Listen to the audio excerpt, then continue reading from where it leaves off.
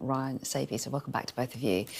We're kicking off this section with the front page of the Daily Mail. Once again, many of the front pages leading on the aftermath of the appalling attack on Thursday at the Manchester synagogue.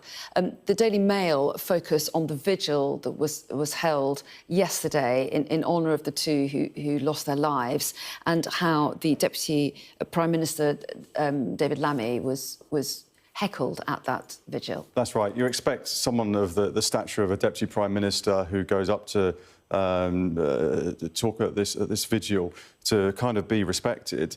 But such is the anger of what many of the people there thought that the government has done and has allowed this anti-Semitism to grow on the streets. They really felt it's absolutely necessary to show him exactly what they thought, and they were telling him that he had blood on his hands.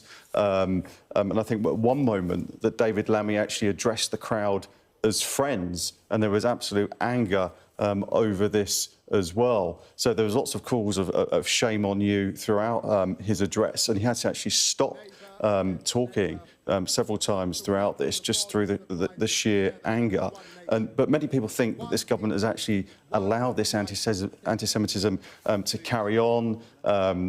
Issues that were raised, including in the piece here, summoning the Israeli ambassador to see him when he was foreign secretary, restrictions on arms sales to Israel. And this has just emboldened that. So David Lammy up there yesterday, up in Manchester, I don't think he probably expected to get that.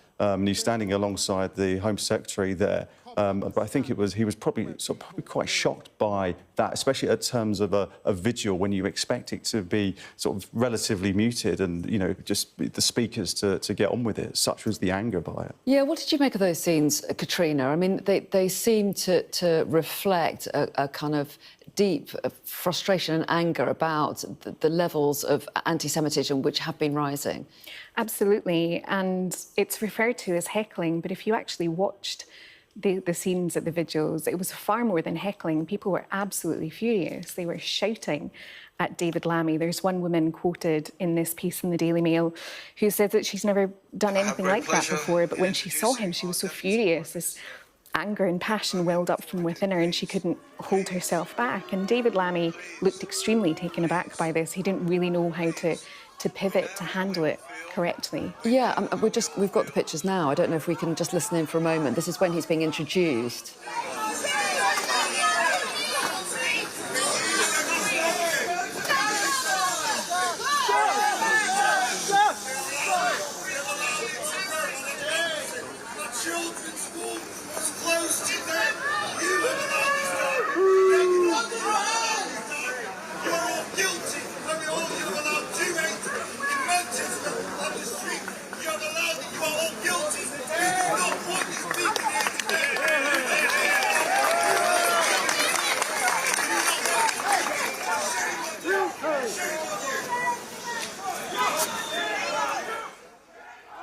So David Lammy waiting there under the umbrella to step forward, but had to wait a long time before there was any quiet in the crowd for him to be able to start his address.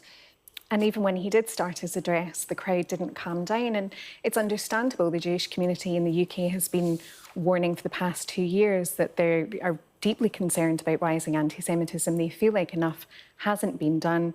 There were the terrible scenes on Thursday, and now they have to direct that anger somewhere, and it's at politicians, it's at the government, and it is in particular at David Lammy, who, as we've covered, as Foreign Secretary, has been involved in negotiations with Israel.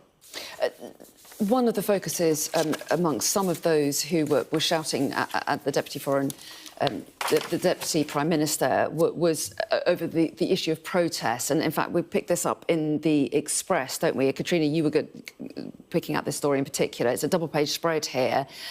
The fact that these protests have been going on, these pro-Palestinian protests, which people there in the crowd were saying make them feel deeply uncomfortable and unhappy that they're allowed to go ahead. various figures from the government have been calling for those protests to stop, at least for the next few days, to give people the chance to grieve in Manchester and across the Jewish communities across the country. Talk us through a little bit what the Express's take on this is.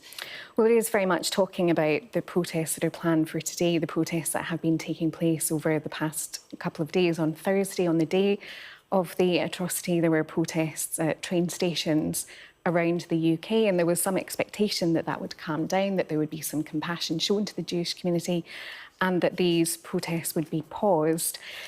There isn't a lot that the government can do to compel the protests not to go ahead, because there is, of course, the right to protest. So it's very much the tone from police forces, from the Met, from Greater Manchester Police, from the government is one of conciliatory negotiation.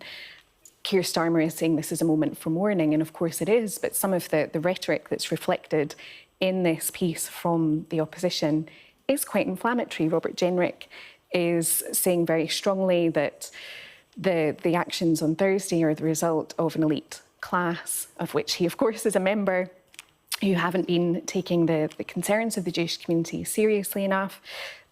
You have Nigel Farage making quite inflammatory comments as well, talking about this being the result of broken Britain.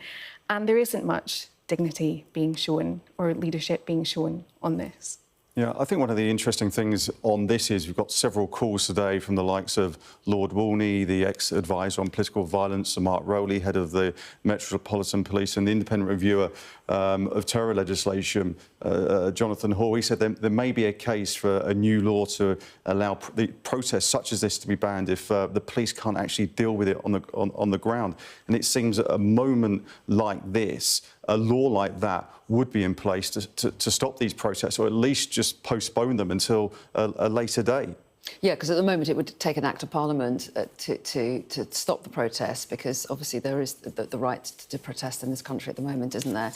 Interesting to see whether or not people do heed the warnings to stay away from politicians and from the police, and we'll be tracking that later on. In the meantime, though, Ryan, take us to an article in the... I was going to say Financial Times, but I think there's just a little pink wash on my copy. It's The Guardian. This is about the upcoming budget and the pressures on Rachel Reeves. So what are they saying there? Yeah, a big problem for Rachel Reeves. She's got a couple of months to try and sort it, but it looks like she's going to have to find around £30 billion just for the UK or to stand still so she can actually balance the books. One thing they're saying here is that the Treasury are very, very keen to avoid another scenario, fiasco like the pasty tax that was more than a decade ago now, when George Osborne was Chancellor, and he put VAT on takeaway food, hitting things like pasties and sausage rolls. Now, one of the things they make this point is because Rachel Reeves has said, and the Labour government have said, they're not going to raise national insurance, VAT or income tax. So they're going to have to find several areas, maybe dozens of areas where they can just raise small amounts of money, maybe 1 billion here, 2 billion here. Now, the problem with that is that you're going to run into problems, because in the small print, in the detail of this, there may well be another pasty tax.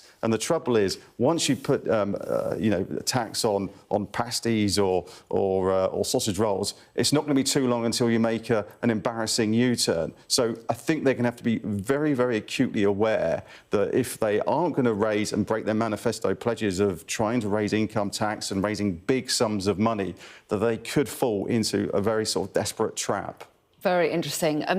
You talk about pasties, I'm going to talk about yoghurt, because this is a story in the Telegraph about a certain type of yoghurt. Tell us what it is. Well, I mean, the real story of this morning is this man's exemplary gut microbiome, because we've learned behind the scenes that Ryan Saby eats 3 lots of yoghurt a day. I eat a lot of yoghurt, actually. We've got stacks of it at home. Yes. An astonishing amount.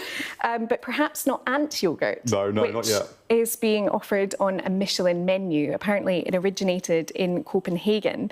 And the trick is to get yourself some yogurt, put some ants in it, ferment it overnight. Apparently it's delicious, but... You're going to add that to your list of yogurts? I think I have to, yeah. I noticed that in a restaurant, in a Michelin-star restaurant in Copenhagen, they're actually creating these recipes of ant yogurt, so I probably have to make a visit there, I think. I think you're going to have to. It's a good excuse to go anyway, exactly. isn't it? Yeah. I'm surprised you haven't got a pot under the desk. Maybe he has. Anyway, good to see you both back in the next hour. Thanks for now.